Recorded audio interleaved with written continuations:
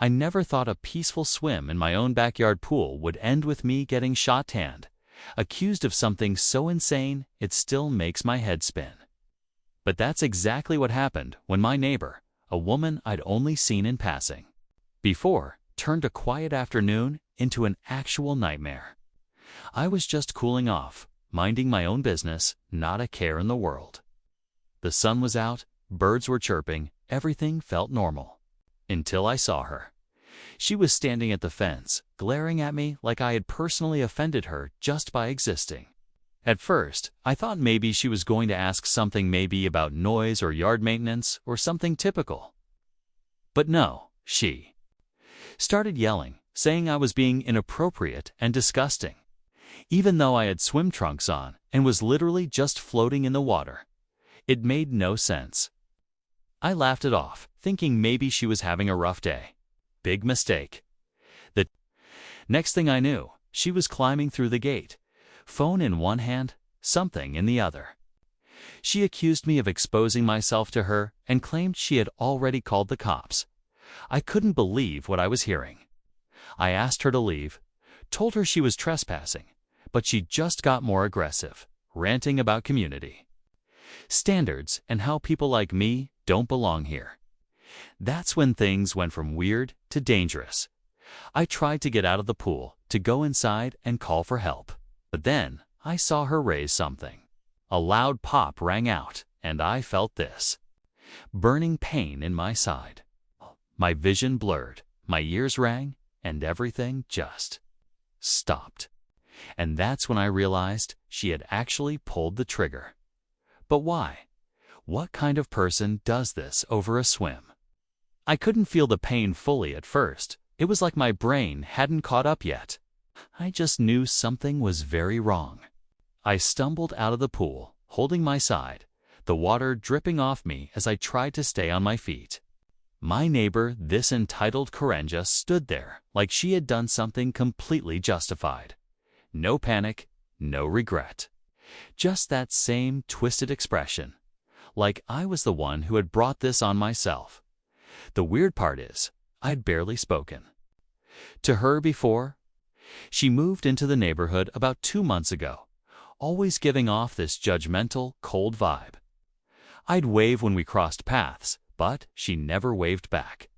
She complained about everything: the noise when kids played, trash, bins being left out too long, even someone's wind chimes. But I never imagined she'd go this far. All because I was swimming in my own pool, behind a privacy fence, wearing swim trunks. On a hot summer day, what's even stranger is the way she kept repeating that I had exposed myself. I started wondering, was she seeing something that wasn't there? Was she just looking for a reason to cause trouble? Her words didn't match what actually happened, and the way she called the police while still standing over me, talking about me like I was some criminal, it was surreal. I felt like I had stepped into some twisted reality. Meanwhile, no one else had seen it happen. My neighbors were either at work or inside with the air conditioning on, music playing, blinds closed. It was like we were the only 2 people on the planet in that awful moment. And I couldn't help but think, what if I pass out before help arrives? What if she lies? Who's going to believe me, a guy bleeding on the ground, against her version of events? As I pressed my hand against the bleeding wound, I staggered toward the patio door, barely able to keep my balance. My phone was inside, sitting on the kitchen counter. I just needed to get there. Behind me, I could still hear her shouting now. Louder, more dramatic, like she was building her story for whoever picked up the 911 call. She kept saying things like, he was threatening me, and he came at me. None of it was true, but she said it with such conviction, it chilled me to the bone. Every step felt like a battle. My mind was racing, trying to figure out what she really wanted. Was this just about the pool? Or was there something else going on? A few weeks ago, she had argued with my neighbor across the street over a dog barking too loud. Another time, she threatened to report someone for painting their house a non-approved color. It was always something. And now, somehow, I had become her latest target. Inside the house, I finally reached my phone and called for help. My voice was shaky, the words barely coming out, but I made sure to say clearly that I had been shot and that I was unarmed. I didn't want to take any chances, especially knowing how confusing scenes like this can look from the outside. As I waited for the ambulance, I thought about the security camera I had installed just last month. Did it catch what really happened?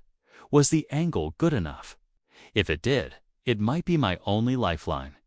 The worst part was realizing how quickly a peaceful afternoon turned into chaos, and how one person's lies could turn an innocent moment into something dark and dangerous.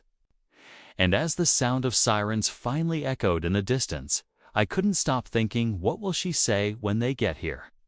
Will anyone believe the truth over the performance she's already started? The sirens grew louder, closing in fast. I stayed low near the sliding door, trying not to pass out, trying to stay alert. I kept repeating what happened in my head, over and over, trying to hold on to every detail so nothing got twisted. Outside, Karen had moved to the front yard, pacing like she was the victim, waving her arms like she was terrified. It was all an act. But from the outside looking in, it probably looked like just another emergency call in a quiet neighborhood. My phone buzzed again, dispatcher, confirming help was seconds away. I unlocked the door, forcing myself up just enough so first responders wouldn't break it down. My shirt was soaked and I could barely breathe without feeling that deep stabbing pain in my side. Still, I had one thing going for me: the security camera above the pool. If it caught what I think it did, that might be my only proof. Then came the pounding on the door. I barely managed to shout out that I was unarmed and shot. I raised my arms, slow, careful, praying they'd hear me before making any assumptions. When they rushed in, the paramedics zeroed in on me while the officers peeled off to go talk to Karen. She was already spinning her version of the story outside, loud and emotional. I could hear pieces of it through the open door he exposed. Himself, ... I feared for my life. I had to protect myself. The officers kept a serious tone, but I couldn't tell if they believed her.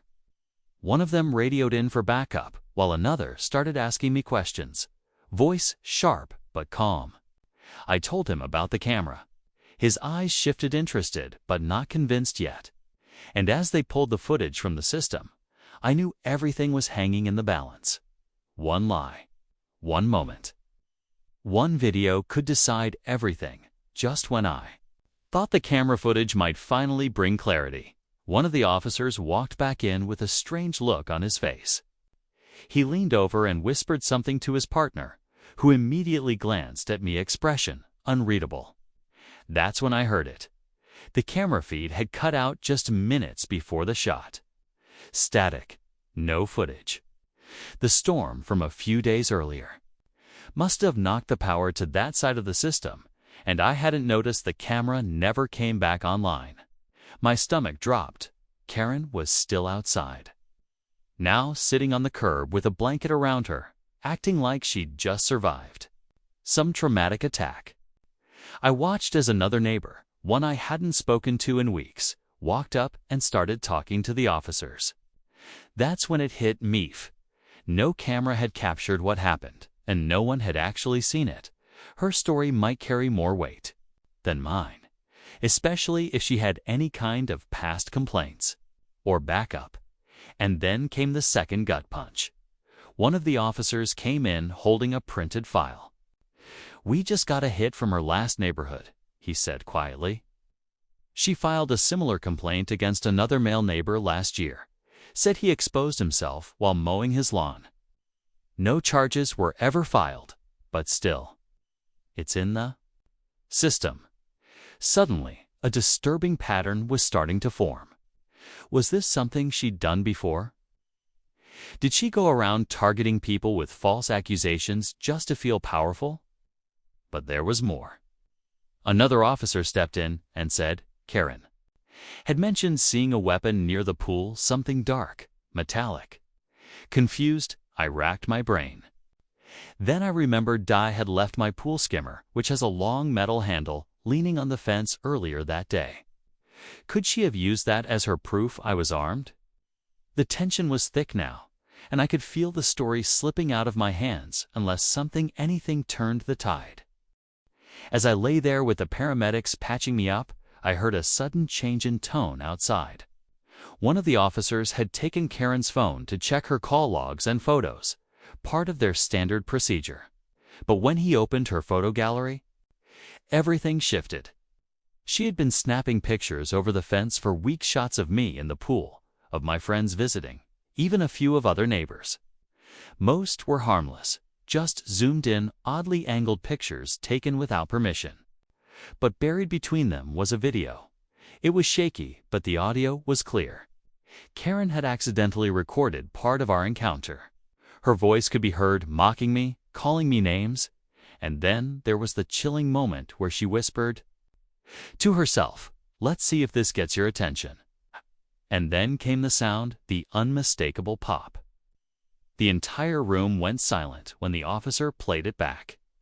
Even the EMT treating me looked up, stunned. That clip didn't just prove my innocence, it exposed her intent. Karen's demeanor snapped. As the officers moved in on her, her calm act cracked, and she started yelling about conspiracies, about how men like him always get away with everything. It was clear now this wasn't just about a pool or a misunderstanding. It was about control, about manipulation, and maybe something even deeper she hadn't dealt with herself. But just when I thought it was over, the final twist came. As she was being placed into the patrol car, one of the officers approached me and said quietly, "You might want to check with your HOA. Turns out she used to be on the board here years ago, got kicked off after multiple complaints, and somehow got her way back in." That changed everything. This wasn't random. This was personal. And it wasn't over yet. In the weeks that followed, everything slowly started to settle. Karen was officially charged after investigators reviewed her phone data and the disturbing pattern of complaints from her past. The video clip she accidentally recorded ended up being the key evidence, not just proving I never threatened her, but showing her true intentions. It was surreal to watch it used in court, but also incredibly relieving. The HOA confirmed what the officer had said. Karen had once served on the board years ago and had a reputation for bullying neighbors. After being voted out, she somehow manipulated her way back through a loophole in a recent election. When the truth came out, the board held an emergency vote and removed her immediately. Turns out, I wasn't the only one she had targeted. It was just that my situation had gone too far. I spent a few days in the hospital recovering. And though the wound healed physically, the mental toll took longer. I never imagined something as simple as swimming in my own backyard would lead to this. But it opened my eyes to how important it is to have clear evidence, to stay calm under pressure, and to never assume someone's calm face means they have good intentions. A few neighbors who once kept to themselves began checking in more often. The experience brought our street a little closer. We started sharing more, looking out for each other, even talking about improving the HOA's transparency. In a strange way, the chaos had sparked real change. Looking back now, I still shake my head at how it all unfolded. All I wanted was peace and a quiet swim. But in the end, I got something more: truth exposed, justice served, and a fresh reminder of how important it is to stand your ground, even when the story sounds unbelievable.